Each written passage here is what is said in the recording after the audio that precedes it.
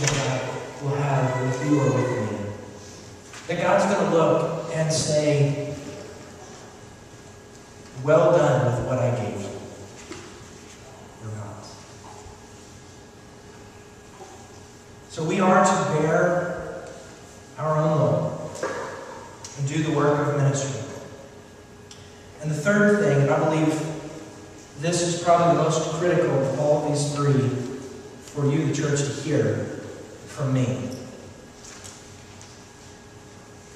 Paul says in verse 9, let us not lose heart in doing good. You know what he says? Don't give up. Don't give up. The work of ministry is too precious. The cost of failure is too great. The hearts and lives of people that need to be transformed by the gospel is too valuable to give up. I've had the question a number of times.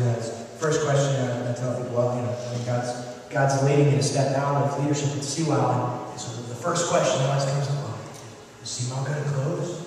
I said, well, good heavens, man, how much of this stuff do you think is built on me? Right? If it does, then it needed to, because it was all built on me. It better not be. You make sure that it's not built on me. You understand? You talk to you like Preston. You understand me? Don't give up. Don't quit being the culture of people. When people come in and go, I don't know if I've ever visited a church that loved like this.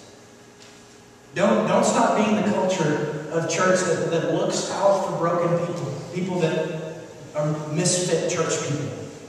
We go, I don't know if I fit into a church. Hey, you got a great spot for you. Right? Right next to the tattooed crazy people, right? We'll get you over there.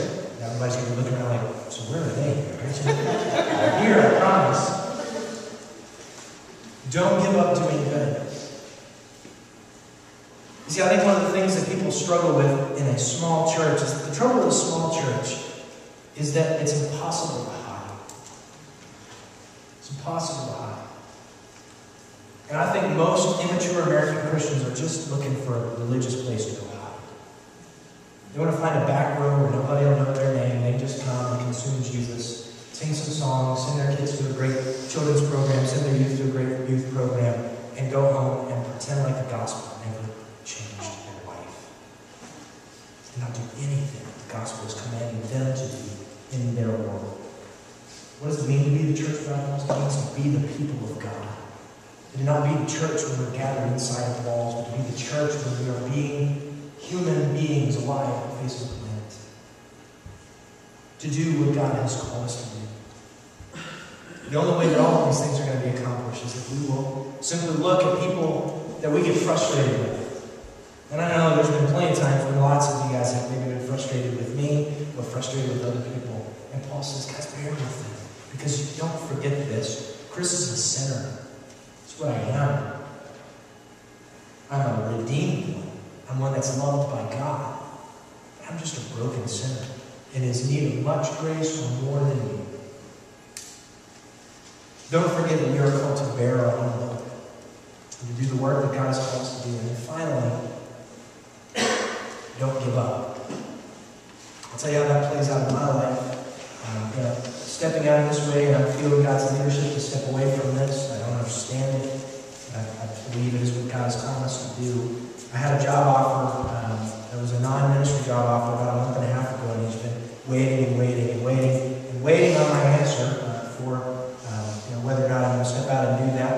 And he was actually my hunting partner with me in Alaska, and he went up with me and then wimped out on me like 2 days into the hunt. And literally got on a boat and went home, right? And I was just like, I can't do this.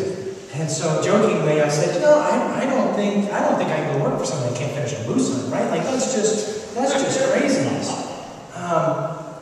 But in the midst of absolute silent solitude, which I had copious amounts of. If you ever get the chance to go to Bush, Alaska, it's an amazing experience. It's the only place in the world I've ever been in that is absolutely so silent that you can hear the roar of your blood rushing through your veins. It's an absolutely amazing place.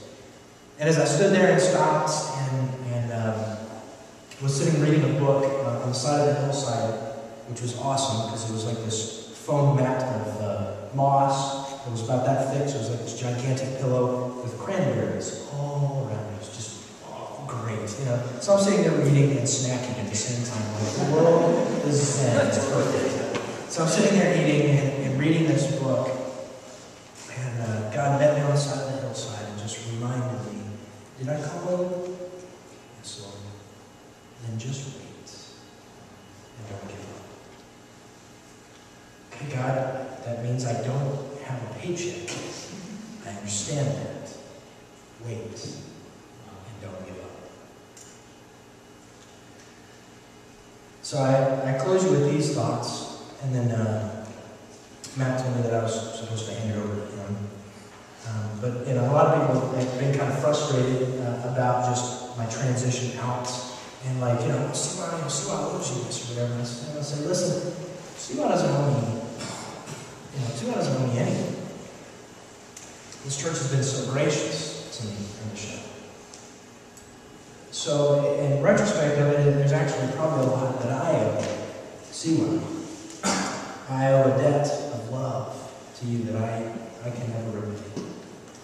I owe the graciousness of the gift that you gave me and the ability to work and accomplish my seminary training. I owe you a great deal of the loving affection that you've given my 3 children. I owe you for the ability to learn how to pastor adults.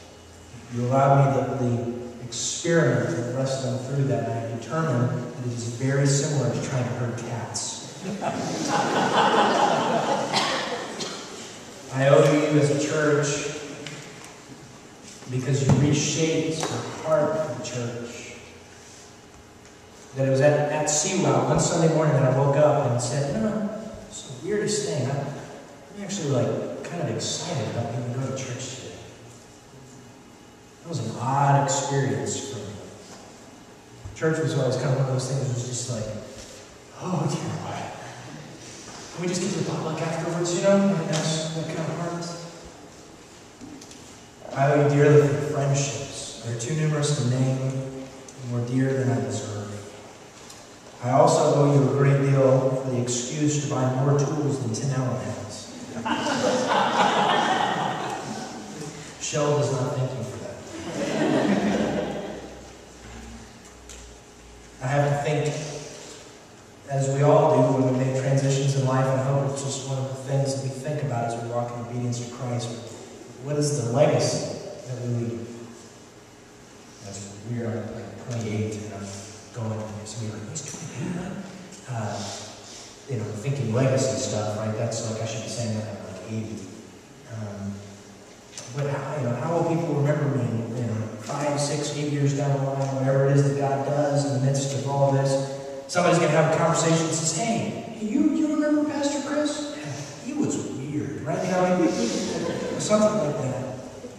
And I hope to some extent that is, because I like being at that level, okay?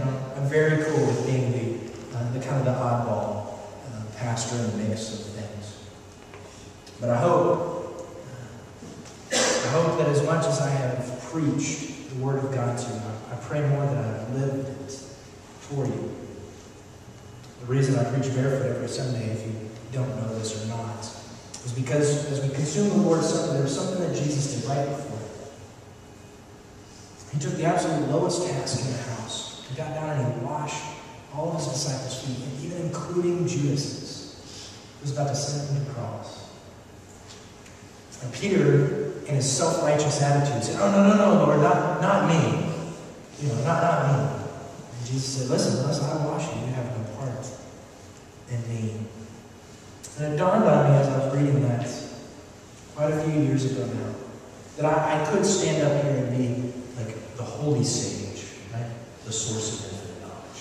Pastor Chris, who do you think will win the Saints Super Bowl game?